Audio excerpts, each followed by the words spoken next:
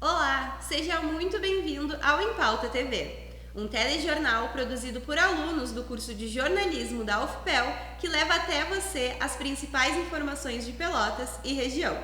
Nessa edição, vamos falar sobre as diferentes manifestações culturais que fazem parte da nossa história e identidade. O futebol como parte da identidade pelotense e o legado do Brasil de Pelotas, o Chavante. A importância da Catedral Metropolitana São Francisco de Paula e sua riqueza artística e histórica. E a tradição da ceira que coloca Pelotas no mapa da gastronomia brasileira e encanta gerações. Fique agora com mais uma edição do Em Pauta TV.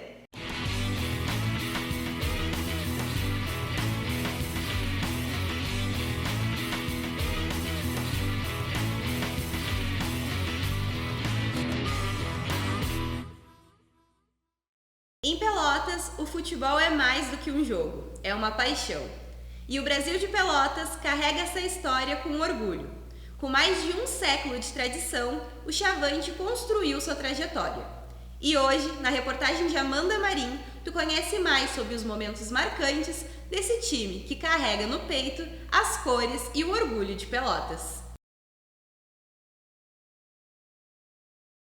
Aqui no estádio Bento Freitas, a casa do Brasil de Pelotas e palco de momento histórico para o time, ao longo de mais de 100 anos foram conquistados diversos títulos, como a Copa FGF e a Taça do Interior Gaúcho. Mas o rubro-negro pelotense vai muito além de bons resultados.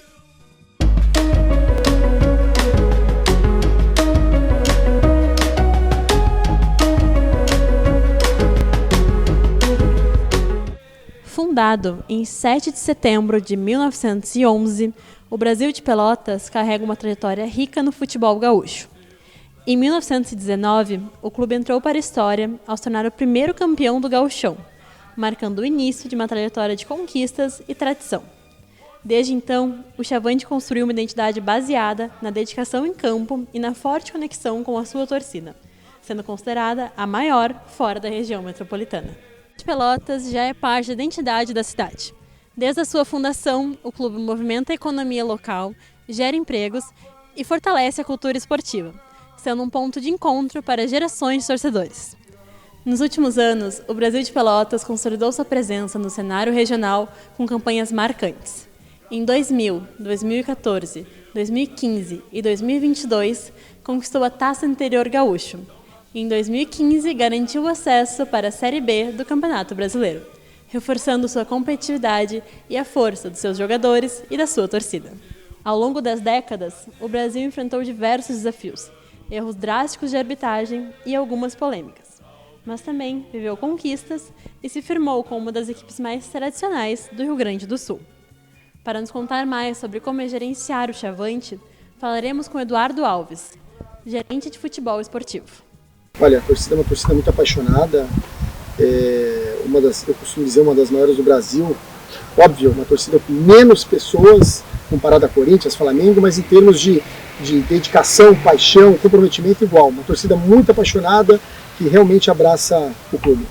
Seja na arquibancada ou dentro de campo, o Chavante continua sendo um símbolo de resistência e orgulho para a sua cidade.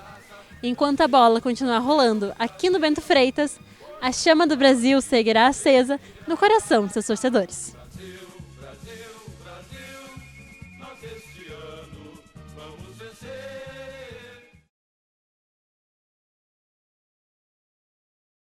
Tu sabia que a Catedral Metropolitana São Francisco de Paula, em Pelotas, é a única no mundo dedicada ao santo?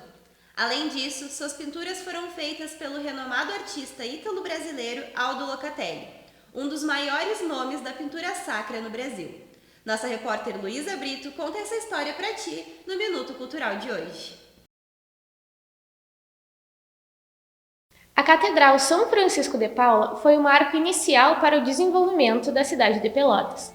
Além de ser um lugar de expressão de fé, ela também é um verdadeiro patrimônio cultural do Brasil. No Minuto Cultural de hoje, eu vou te contar mais um pouco sobre a história da única catedral no mundo dedicada a São Francisco de Paula.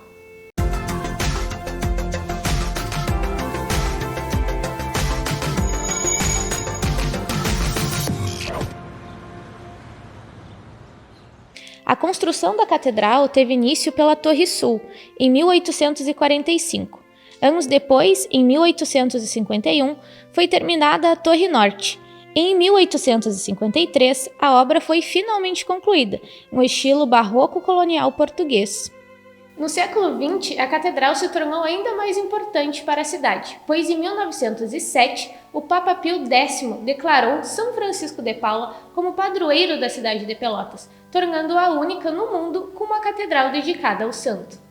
Com o crescimento da cidade e o aumento do número de fiéis, surgia também a necessidade de reformas e expansões na igreja. E então, o interior que conhecemos atualmente foi reconstruído em 1934, mantendo apenas a fachada original.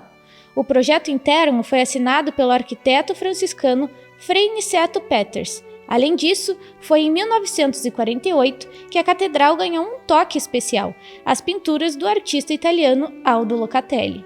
Locatelli chegou no Brasil em 1948, a convite do bispo Dom Antônio Zaterra, para pintar a catedral. O seu trabalho fez tanto sucesso que depois ele ajudou a fundar a Escola de Belas Artes de Pelotas para repassar os seus ensinamentos. O trabalho de Aldo Locatelli na catedral foi tão marcante que ele acabou sendo chamado para elaborar pinturas em outras igrejas do Brasil, como a decoração das catedrais de Caxias do Sul, Santa Maria e Porto Alegre. A catedral é um símbolo religioso de Pelotas, unindo arte, história e fé. A obra de Locatelli preservada ali é um tesouro cultural, e manter esse patrimônio é um compromisso de toda a sociedade. Para quem caminha pelo centro da cidade, vale a pena fazer uma pausa e entrar na catedral para conhecer. O Minuto Cultural de hoje vai ficando por aqui. Até a próxima!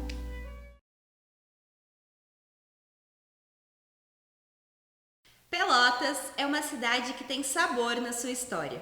Conhecida nacionalmente por sua tradição doceira, ela carrega receitas que atravessam séculos e continuam encantando gerações.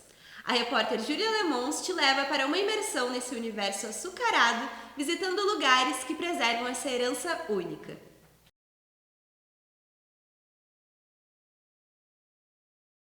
Pelotas, conhecida como a Cidade do Doce, carrega um legado histórico e cultural que atravessa gerações. Mas de onde vem esse título? A tradição doceira vem do período colonial, quando as receitas portuguesas chegaram à região e ganharam um toque especial com os ingredientes locais.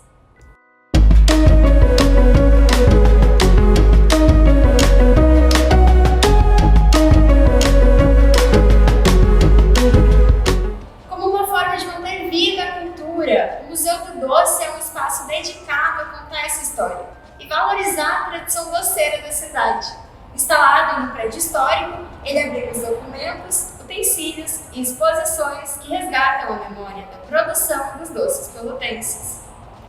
Na região de Pelotas, ao longo do século XIX, a produção de charque se tornou um pilar da economia local. Nesse período surgiu também a tradição doceira, inspirada na doçaria de convento portuguesa, mas adaptada aos gostos locais. Com o tempo e a diminuição da produção de charque, para conseguir uma renda, muitas dessas mulheres começaram a vender os seus doces, inicialmente para a elite, mas logo expandiram sua clientela com o surgimento de cafés e doçarias. Fazer doces que antes simbolizava algo rico e sofisticado, virou uma profissão que trouxe e traz até hoje independência financeira. Outro lugar que mora no coração dos pelotenses é a Rua do Doce, um lugar recheado de doces de Pelotas que fazem parte da história. Os doces de Pelotas são conhecidos pela qualidade e pela tradição preservada. Muitos deles têm origens nas receitas portuguesas, passadas de geração em geração, como o quindim, o ninho e o camafeu, que são apenas alguns dos mais famosos. O doce mais vendido é o quindim. Eu acredito que é um doce que chama atenção pela beleza dele, né? Quando ele é um doce bem feito, ele chama atenção, e o paladar também. Ele, com açúcar, gemas e o coco, faz uma mistura completa, né? Eu acho que é esse, o mais vendido tenho certeza, é o quindim. Pelotas carrega um legado que adoça a história do Brasil. E foi um prazer te contar um pouco mais dessa história. Nos vemos na próxima. Tchau! Hoje, conhecemos alguns dos elementos que fazem de Pelotas uma cidade única, rica em história e cultura. Da paixão pelo futebol à arquitetura religiosa, da doçaria tradicional à expressão artística, nosso patrimônio se mantém vivo através das gerações. O Em Pauta TV vai ficando por aqui. Muito obrigada pela tua audiência e até a próxima!